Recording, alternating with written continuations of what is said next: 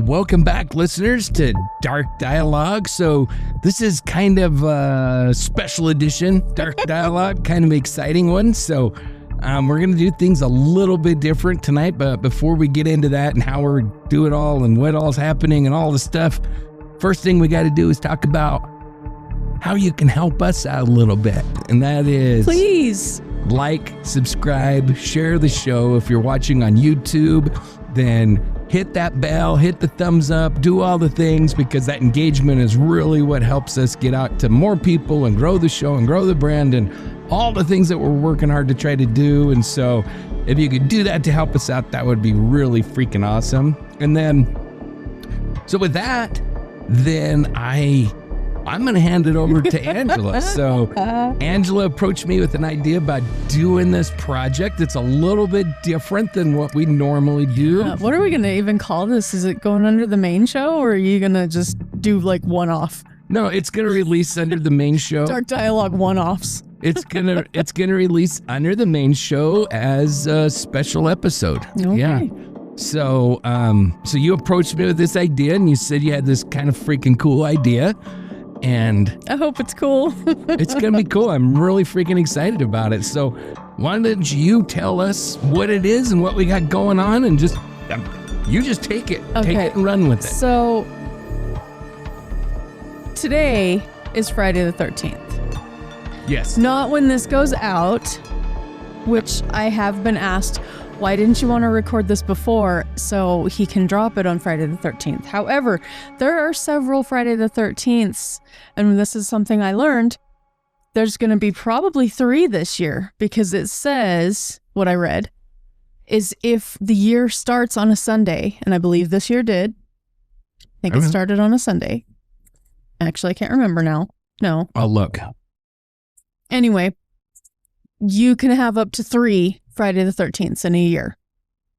So I kind of wanted to do something around Friday the 13th. If there were murders that were cited as Friday the 13th was the reason. It wasn't. It was like Thursday, wasn't it? It was a Thursday. Yeah, okay. It started on the 1st, though.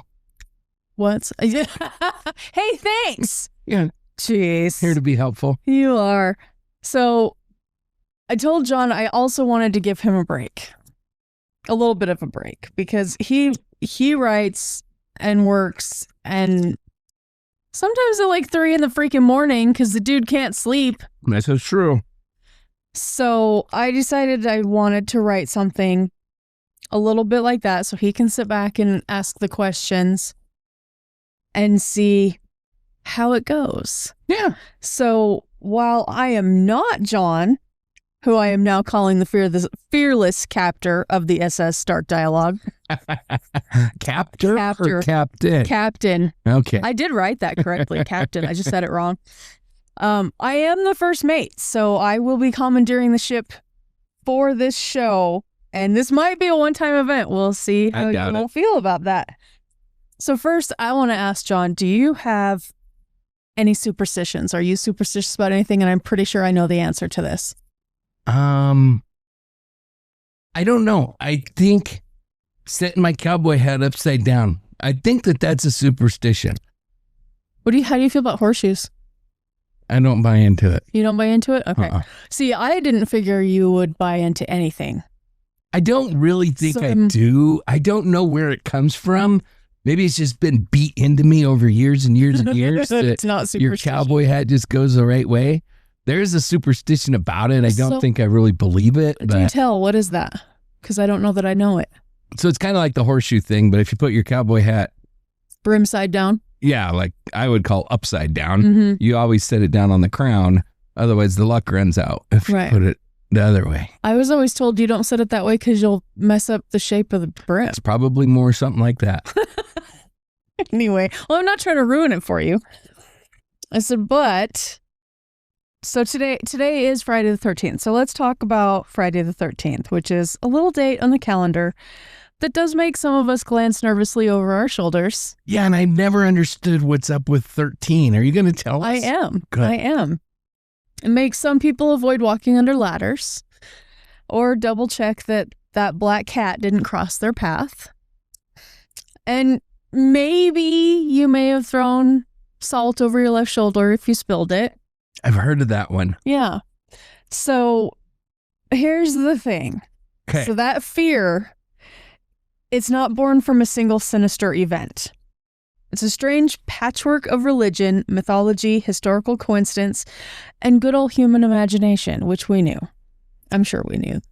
Yeah, because like hotels and stuff skip the 13th floor. They skip the 13th floor. When technically, legitimately, the 14th floor is the 13th floor, but it's a number. I've always said that makes no sense. Yes. Because if you count them, there's a 13th floor. It's the number, and I'm going to tell you why. Okay, good. So Friday the 13th is a superstition that's been built over centuries, and it's a lot more storytelling than actual danger. So why does the number 13th or 13 make people feel uneasy, which is what you just asked? And early cultures had a thing for the number 12. Okay. 12 was definitive. And if you think about it, there's 12 months in a year, there's 12 zodiac signs, 12 Olympian gods. Later, there were 12 apostles. 12 represented completion, balance, and cosmic order. And then 13 showed up and bust through the wall like the Kool-Aid Man and broke that pattern for everybody. Okay.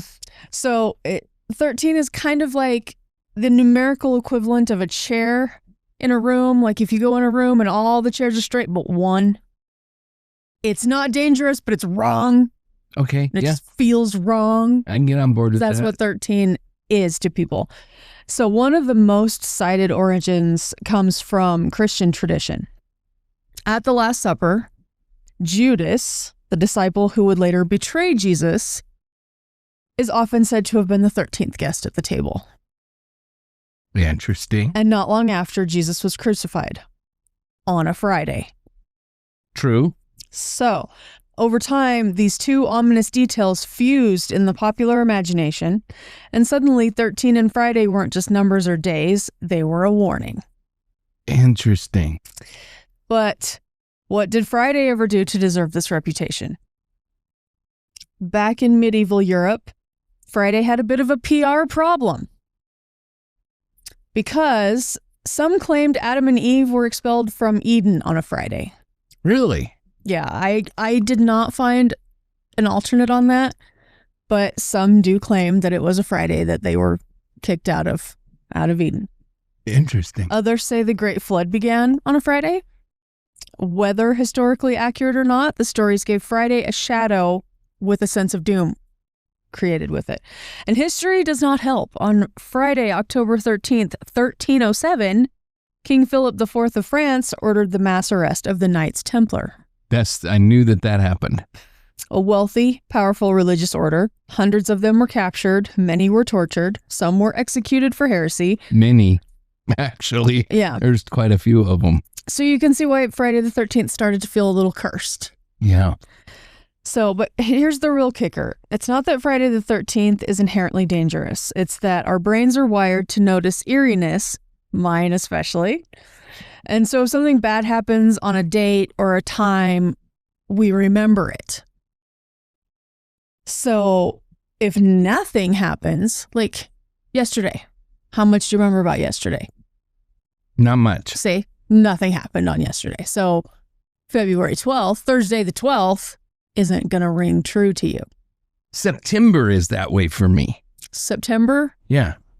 Bad shit always happens in September. September's bad for you? Huh. Okay, well, maybe we'll do a story on September. I'm not. Yeah, I mean, it's like 9/11. There's a whole shit ton. There's a whole shit ton like that. And April is another one. April? Is it because of April Fools? I don't know. I mean, like the Titanic sank on April 13th. I think it was April. Well, I meant for you. Then, oh no. Oh, it's not you. It's. Oh. No, I mean, I have noticed a pattern in the world where bad shit seems to happen more in September and April.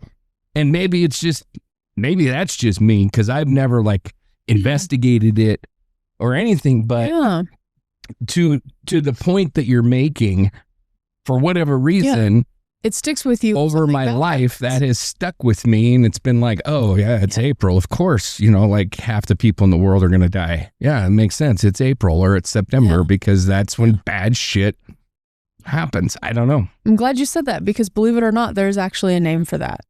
Bad shit happening? Yes. Psychologists call it confirmation bias when you assume something bad's going to happen because it's September and bad things happen in September.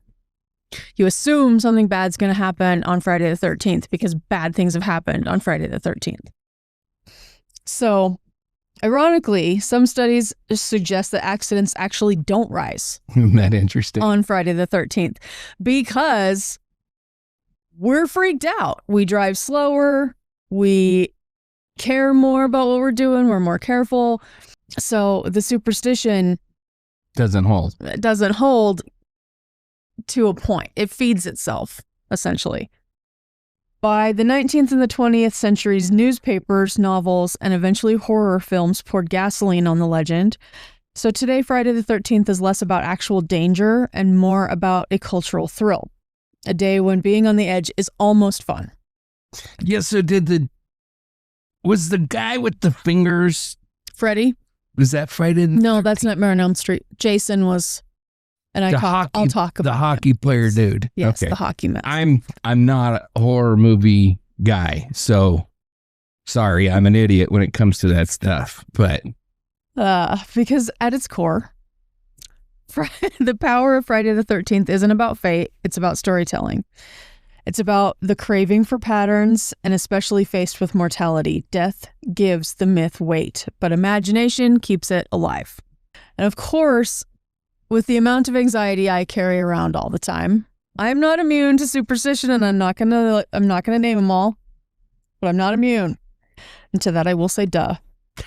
So rewind about 100 years back to when I turned 19 and was being told that I was going to be removed from my dad's medical insurance, because back then it was at the 19.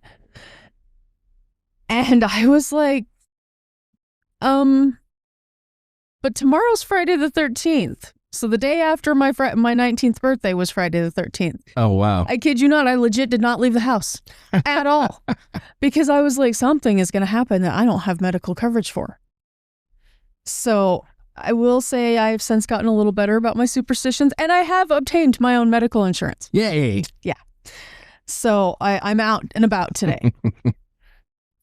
But I have a few stories. So what I decided to do was try to find some stories where people cited Friday the 13th as their reason for killing. Oh, interesting. I found some of those. I also found some that, well, we'll just get to it. So before we jump into that, is there any like occultic tie to Friday the 13th? There is ritual. Well, so my guess would be that because of it, they started using it? They use it. Okay. They use it. So, and actually, it's kind of interesting that you brought that up, because one of the stories I'm going to tell kind of talks about, I mean, I don't tell a lot, so this is kind of like set up like your shadow chats. Like I am only giving a little bit of the stories just in case you want to go into them deeper later. Sure. So if you have questions I may or may not know the answers to them, and you may or may not know more than me. Well, we're going to find out. Some of these have had shows done about them. Okay. So you might recognize some of them. But the very first one I want to speak on is Mark Branch. Okay.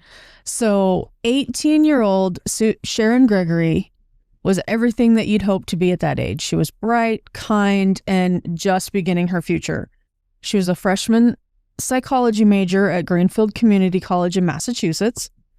And she was especially close with her twin sister, Cheryl, which really was hard for me in this Cheryl thing. I was getting them confused when I was I bet. Yeah. So I thank her parents for that, by the way. So for a class project, or maybe simple curiosity, or both, Sharon had been studying a 19-year-old local grocery clerk named Mark Branch. And Mark was unsettling. He was obsessed with horror films, not just casually, Employees at the local video store said he rented only the goriest movies that they had, and his favorite was Friday the 13th. The Masked Killer, Jason Voorhees, the stalking, the violence. But Mark's disturbing behavior wasn't limited to movie nights. As a teen, he had frightened classmates. He wrote obscene notes to girls, and he even pulled a knife on a female classmate. He had a history of psychiatric treatment and had reportedly harmed small animals, which is always the chilling warning sign that we recognize today. Yeah, it's part of the homicidal triad, but they don't call it that anymore. I can't remember what they call it. Do you remember? I don't. Yeah, it used to be the homicidal triad, which was like bedwetting, fire starting, and cruelty to animals. Cruelty to animals, yeah.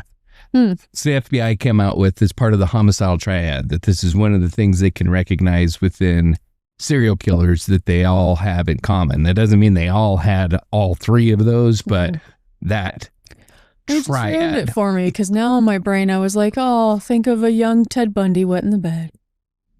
You know, I think to tease him about it. Actually, I think he was one of the bedwetters. I think he was too. Yeah. So on October 24th, so this does not take place on Friday the 13th, but we'll get to how it's involved. Well, we kind of already foreshadowed it. On October 24th, 1988, Mark allegedly took his obsession with Friday the 13th movie the worst step imaginable. Wearing black boots and a hockey mask, he went to Sharon's apartment. Later that night, Cheryl came home and made a discovery that no one should ever make. Sharon had been brutally stabbed in the upstairs bathroom. Cheryl immediately told the police about Mark, saying that he made Sharon very uneasy just by looking at her. A neighbor confirmed that someone matching his description had been seen in the home for a few minutes earlier. And when investigators searched Mark's apartment, what they found felt less like a bedroom and more like a shrine to violence.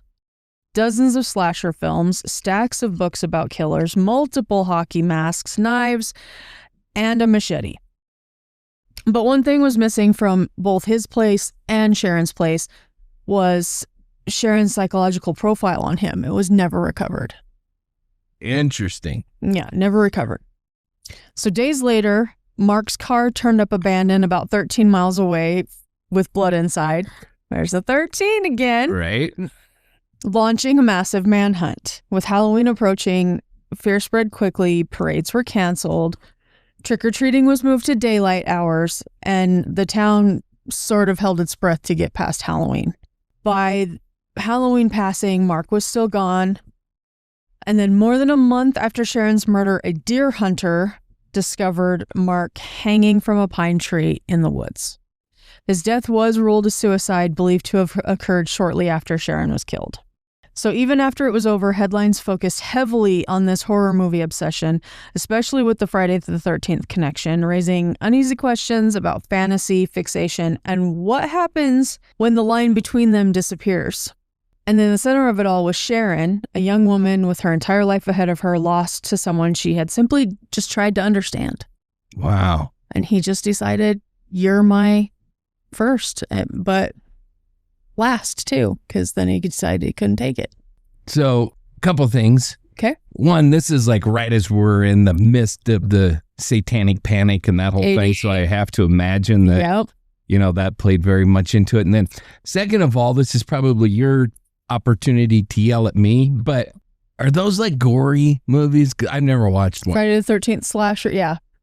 Like, are they like, I mean, I gotta believe that they're like 80s gory, not like 100%. I mean, they're not like, they've made a billion of them, so there's been a few out when cinematic theater's gotten better, but yeah, it's 80s gore.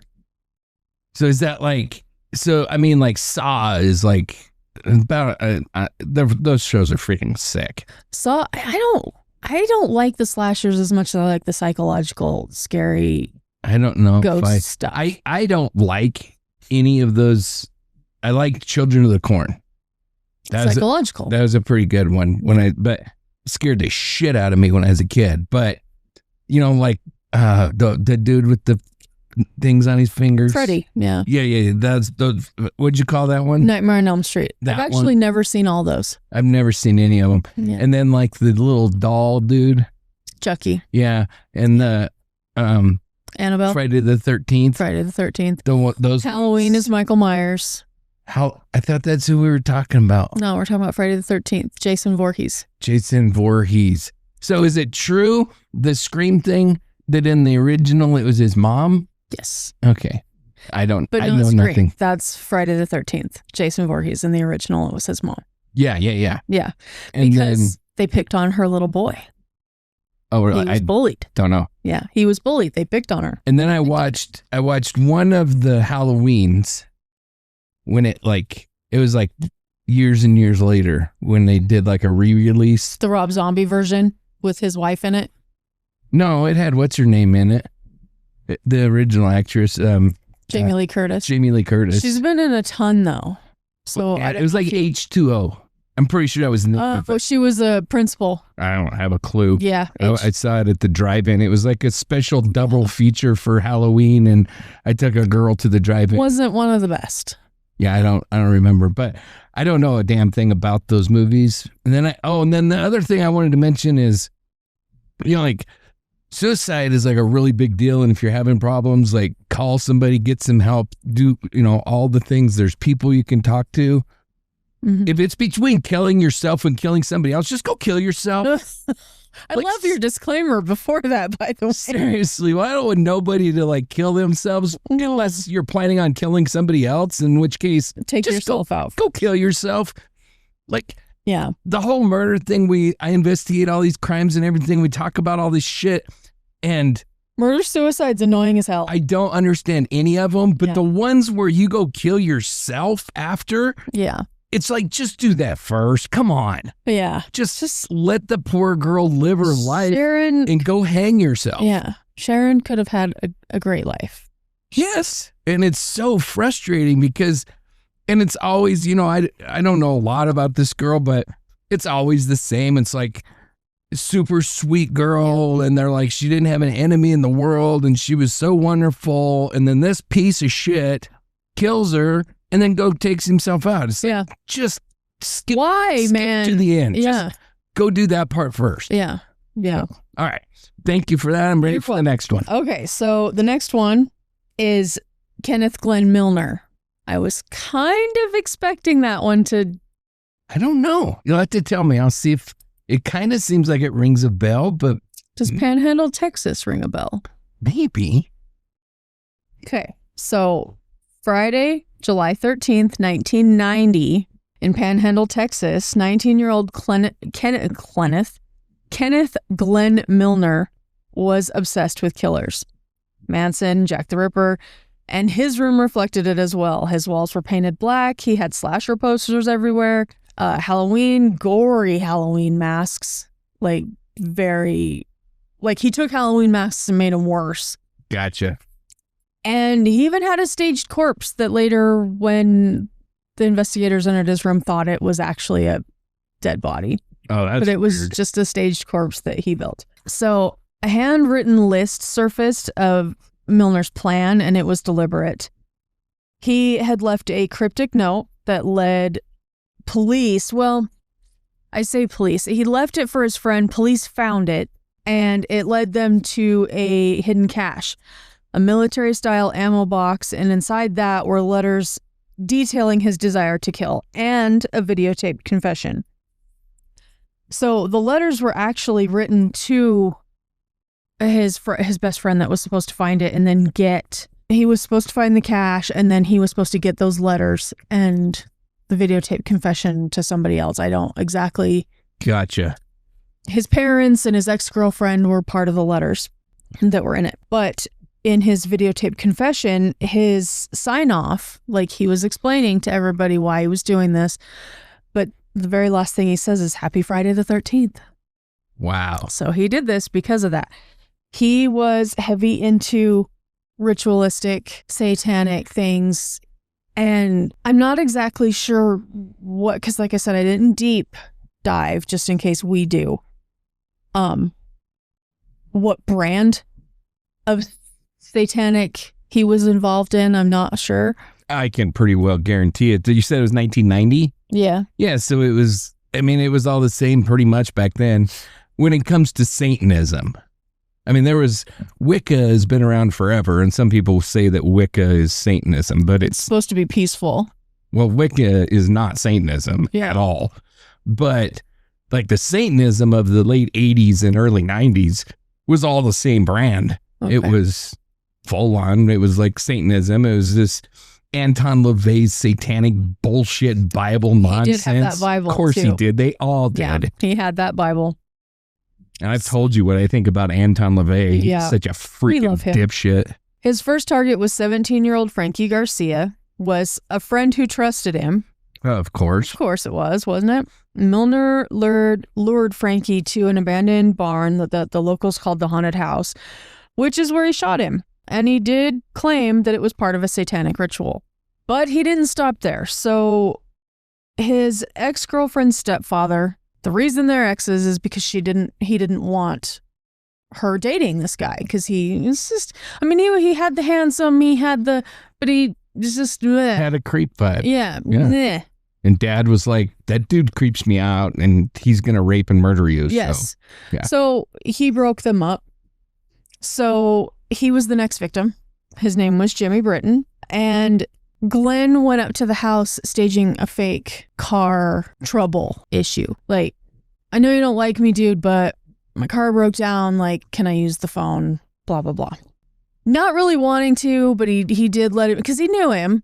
Right. Yeah. He let him in to use the phone just to get him out of there. Well, he stabbed him multiple times. However, he did survive. And once he left there, he went to the home of his former high school principal, Ken Williams, who he was trying to get in the house. He was banging on the door, and Ken kept saying, I'm not going to let you in. Like, smart go away, Glenn. I'm not letting you in. Because it was like 2-ish in the morning, too. He's like, there's no student principal thing that needs to happen at 2:30 in the morning. You're freaking me out. Go away. And his wife and kids were in the house, too. So Glenn fired 2 shots through the door. They hit Williams, but he did live. His wife actually went up and stuck her finger in the hole in his stomach to help stop the bleeding while she called 911. Wow. This woman. So the rampage finally ended with him at around 4:30 in the morning when the police actually found him sitting outside the Panhandle Police Department with a gun to his head, his own head. He surrendered later, telling authorities that he failed to take his own life because he had, quote, forgotten the words to the ritual he was supposed to say.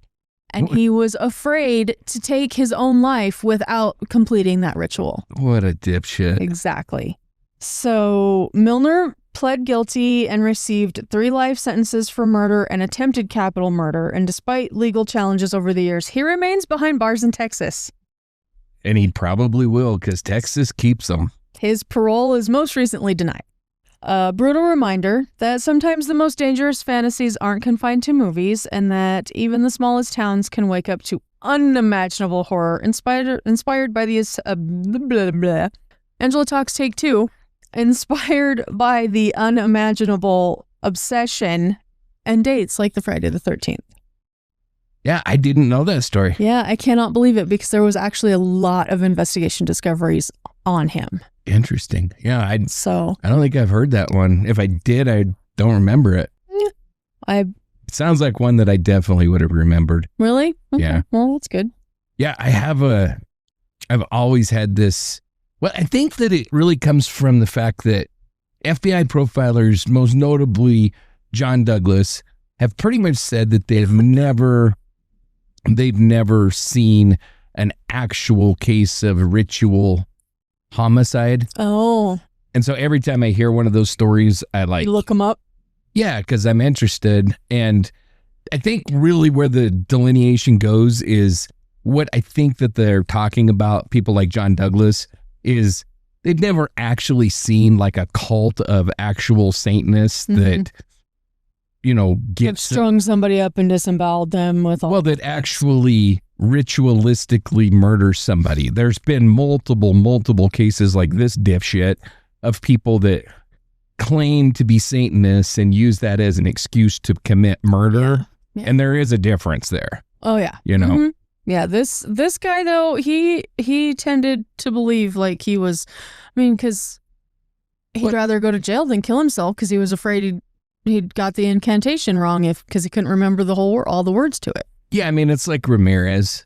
Mm-hmm. Same thing, but it just comes down to a sick freaking murderer that just finds this as an excuse to do it as opposed to whatever other bullshit they come up with. Exactly. But it's not like they're actually ritualistically sacrificing babies to Satan. Mm-hmm. It's like, I'm going to go kill my school principal because he pissed me off. And being a Satanist is a good reason to do it. You know what I mean? It's not like... I didn't dive into why his principal was on the list or his friend, for that matter. It's amazing how many of these stories like this start with a friend, include friends that like trust them. And there's like no reason to kill them. It's because they can get them out. Yeah. It's because they want to kill. Yeah. It has nothing to do with being Satanists. That's my point, I guess. So now we fast forward to September 13th, 2024. See, September and Friday the 13th, that's a really bad one.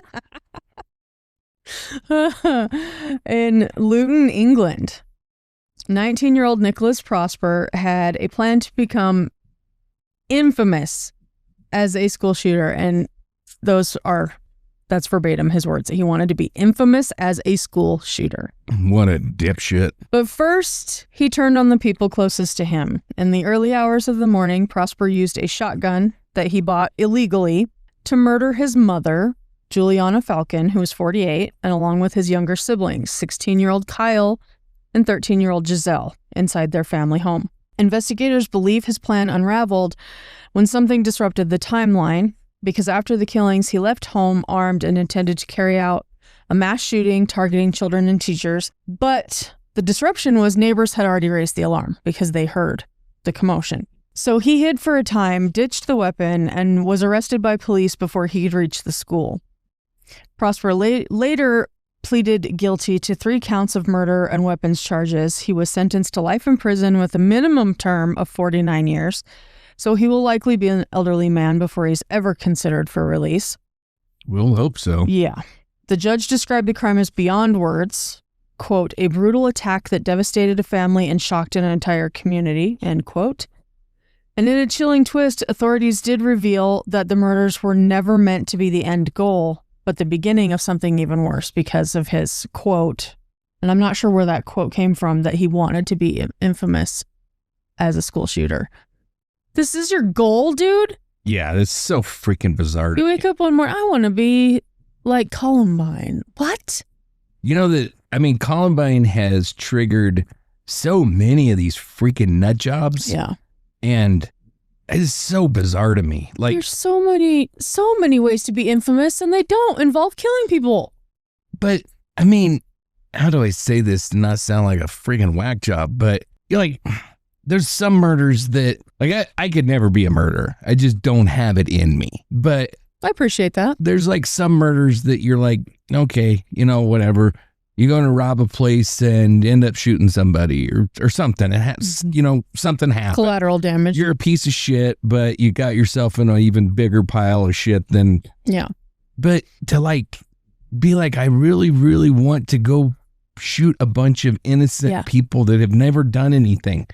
I want to go down in the books as the most infamous school shooter. So weird to me. It's just so bizarre. Disgusting is what it is.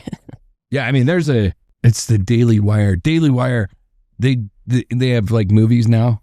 Mm-hmm. They're making movies. Yeah. One of them is about this school shooter. Have you seen that one? I think it's called Run, Hide, Fight. Yes. Yeah, they make them record it all on their phones. Yeah. And at the end, she a pretty decent movie. Puts an end to the son of a bitch. Mm-hmm. Her dad was like a military sniper or something, and she gets his gun and just goes and fights the dude down in the creek. And it's like, yeah, that's the message we need to send. Mm-hmm. Like, okay, yeah, go into these schools and we are going to hunt you down and kill you. We will fight back. Yeah. Yeah. Most Friday the 13th passed without incident, but on one in 1973 in Worcester, England, something happened that would horrify the entire nation. So we're crossing the pond again. Yeah, I don't cross the pond very much. I'm glad that you are. Yeah, just a little bit. His name was David McGreevy, and he was just 20 years old. He was a young man struggling with job losses, a broken engagement, and he had nowhere to live. So a friend took him in, welcoming into a home that he shared with his pregnant wife and their small children, 2 at the time. McGreevy paid rent, helped with meals, babysat often, and by all appearances adored the kids until one night changed. Friday the 13th, what did I say? 1974? I thought you said 73. Maybe it was 73? So I thought you said. Yep, 1973. Yeah.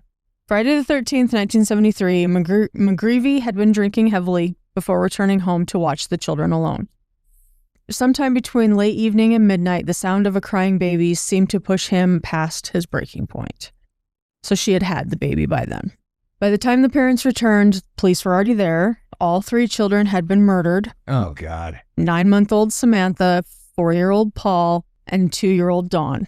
This one probably should come with a disclaimer. This is not a good story. It's a terrible one. Yeah. Each killed in a different way, different and deeply violent. But what shocked investigators even more was what came next. In an act that stunned the country, McGreevy had mutilated the bodies after, and I believe he drowned one of them. He strangulated the other. Strangulated? Strangled, yeah. Why am I struggling? I don't know. Strangulated one of them, and I can't remember what he did with the last one, but then he mutilated all of them and displayed them on a neighbor's wrought iron fence. Dear Lord. Yeah. The quiet street of Rainbow Hill would never be the same. Police found McGreevy wandering hours later. He quickly confessed, reported saying, it was me, but it wasn't me. All I could hear was kids. And that was a direct quote. What Dubbed freaking nut bar. Yeah. Dubbed the monster of Worcester? Yeah. Yeah, sounds right. And sometimes the real Friday the 13th killer. He was sentenced to multiple life terms after decades behind bars and repeated parole denials. McGreevy was finally released in 2019 under strict, quote, life license conditions, end quote. And I knew you were going to ask. So that means he will remain under these conditions for the rest of his life. And if he breaks them, it will result in immediate return to prison. His conditions are a strict curfew. He's required to wear a GPS monitor. He's banned from entering the city of Worcester and the specific area where the children's mother currently lives. I don't know what happened to Dad. I didn't dive into it. Yeah, and you might not have been able to find it because England has some very, very strict rules about hiding people. Yeah. Privacy. Yeah. Yep. So he must also live at a designated address, comply with supervision, and maintain good behavior. Currently, his designated address is a hostel. I did find that out. Well, this piece of shit needs to be in prison the rest of his life. He should have never gotten out. This was a crime so senseless, so brutal, that decades later it remains one of Britain's most disturbing cases. Yeah. And a chilling reminder that sometimes the real horror has nothing to do with superstition and everything to do with what humans are capable of. Boy, that's the freaking truth. Yeah. So as I have said, I'm not John.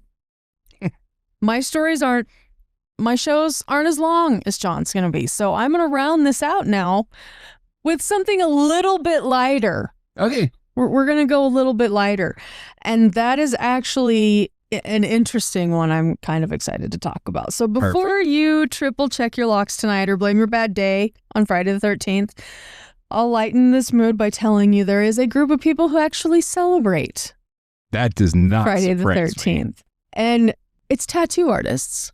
Do they get busy on Friday the 13th? I guess that makes sense. While the rest of the world is avoiding ladders and side-eyeing black cats, tattoo shops are throwing open their doors for what's basically the Super Bowl of ink, the Friday the 13th Tattoo Marathon. The tradition is often traced back to tattoo artist Oliver Peck. Yeah. Yeah. Who decided back in 1995 that the best way to face bad luck was to stab it repeatedly with a needle. Nice. In 2008, he even set a world record by tattooing the number 13 on 415 people in just 24 hours. Wow. Which honestly raises more questions about human stamina than superstition. I don't. If it was Oliver Peck, then I would proudly wear his ink. But most people, I would not want them tattooing me after they've been awake for 24 hours. Right? You know, that's like. I mean, if it was like Oliver Peck or something, even if it was jacked up, you could be like, "That's an Oliver Peck original." Peck, man, you take pictures while it's happening. But the idea actually goes back even further. So sailors once tattooed 13 on themselves as a way to ward off bad luck at sea. Kind of like telling fate, nice try, but I'm already cursed. Some artists jokingly subscribe to a little reverse psychology. If bad luck sees a 13 already on your body, it assumes its work here is done and it moves along to someone else. Interesting. So every Friday the 13th, people line up, sometimes for hours, to get these tiny tattoos. So if Oliver Peck gave us the Friday the 13th tattoo marathon, the flash sheets are where the real personality shows up. If you walk into almost any tattoo shop on Friday the 13th, which my tattoo artist in Gillette, they did one. I love watching their posts because not only do they do the Friday the 13th tattoos, but they like feed the people while you're waiting. Like you're not waiting. Oh, really? So it's like a whole big deal. Like tables of food they posted today. Like you're not just sitting there bored out of your mind waiting. Like you're having fun at this place. That's cool. Anyway, so I would highly recommend them, and someday I might say their name on. I don't know that I would ever do Flash. Well, we'll get to that. It's my turn to foreshadow your stories. Yeah. Perfect. It is. So all of the tiny designs on the walls on Friday the 13th have one rule. The number 13 has to be visible somewhere, either hidden in a collar of something, etched in a blade, tucked in a gravestone. Artists always find a way to put it in there. The artwork leans classic old school tattoo style with a heavy wink towards superstition. So you're thinking black cats with glowing eyes, broken mirrors, upside down horseshoes. Apparently for John, a hat sat incorrectly. Basically, every symbol your superstitious aunt ever warned you about. And if Oliver Peck kicked this off, it better be freaking American traditional. Right. Old school tattoo style. So there's the cheerful reminder that we're all mortal. So they have little coffins, skulls, cartoonishly friendly Grim Reapers, because nothing says fun Friday activity quite like bonding with tiny representation of death. Traditional tattoo favorites get makeovers too: daggers, dice, 8 balls, playing cards, all redesigned to look just a little more cursed than usual. And of course, pop culture sneaks in: the hockey masks, the machetes, the subtle nods to Friday the 13th films. And it's ironic, on a day that people associate with misfortune, thousands voluntarily line up to permanently stamp bad luck onto their bodies. And maybe that's the point. If you can laugh at the curse, it doesn't seem quite so scary. Originally, the tradition was that these tattoos cost $13 with a $7 lucky tip.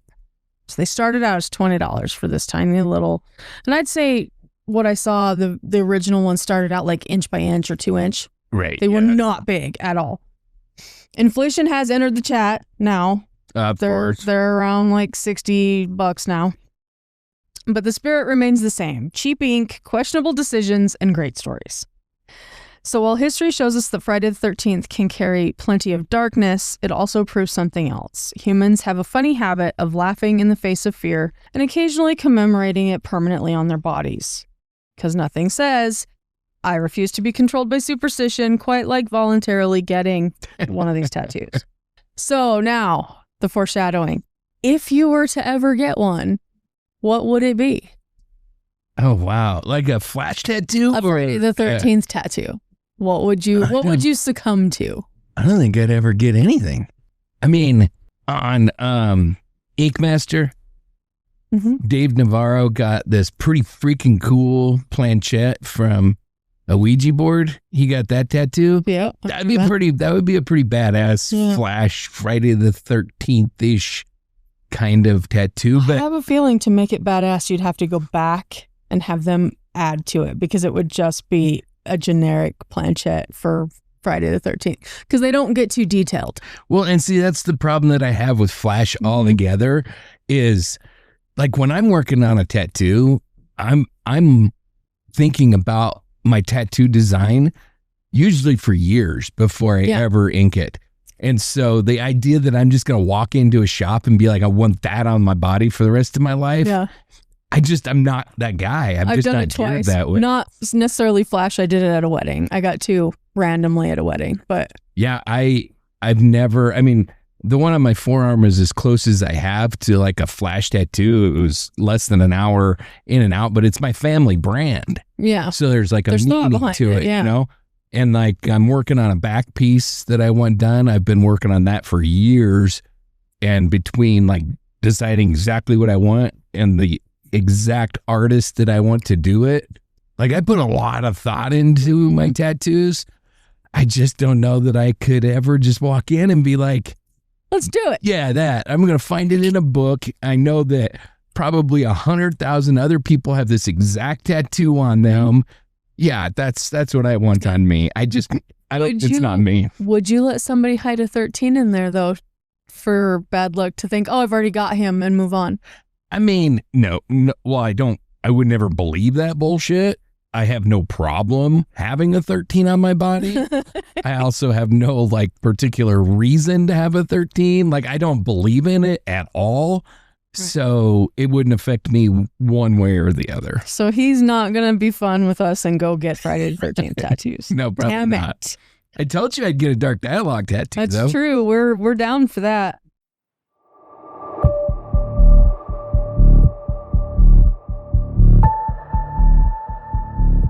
Friday the 13th shows us a lot about human nature. Our brains seek patterns, our imagination fills gaps, and our fascination with death and danger drives stories that last for centuries. From superstitions to obsessions, from horror films to true crime, and yes, even tattoos, Friday the 13th remains a cultural mirror. It's dark, it's eerie, it's funny, and it's undeniably human. So whether you hide under a blanket tonight, or avoid cracks in the sidewalk so you don't break your mother's back, or line up for a little ink, remember, fear is powerful, but curiosity is unstoppable. Very much true. That's what I have for you. That was freaking awesome. That was a ton of fun. I really enjoyed it. Yeah. I did too. Yeah, that was cool. Yeah, I think it's something we should do more of. We'll take a vote. Okay, take a vote. Let us know on our socials. Do you want more, Angela, or should I shut up? No, nobody wants you to shut up. All right, well, that's all you got? That's all I got. Okay, so... I told you it wasn't going to be as big of a show as yours, but... That's all right. I mean, we're still about 50 minutes. Getting my feet wet. Yeah, I think you did a great job. Thank you. But if you like that episode, share it. Give us a like, give us a follow, leave us a review. Tell us what flash you would get. Absolutely. Hit the thumbs up, hit the bell, do all of the things. Be sure to check out all our other shows. We got Dark Dialogue Main Show. We got Dark Dialogue Rocky Mountain Reckoning, Unraveled Truths, Shadow Chat Sessions, Distilled, all of the things. You can find all the information for those at www.darkdialogue.com. And if you want to reach out to us for questions, kudos, case suggestions, tell us that we're idiots, whatever the case may be, you can send those to info@darkdialogue.com. Did I miss anything? Stay safe, everybody. Have a great night. Thank you.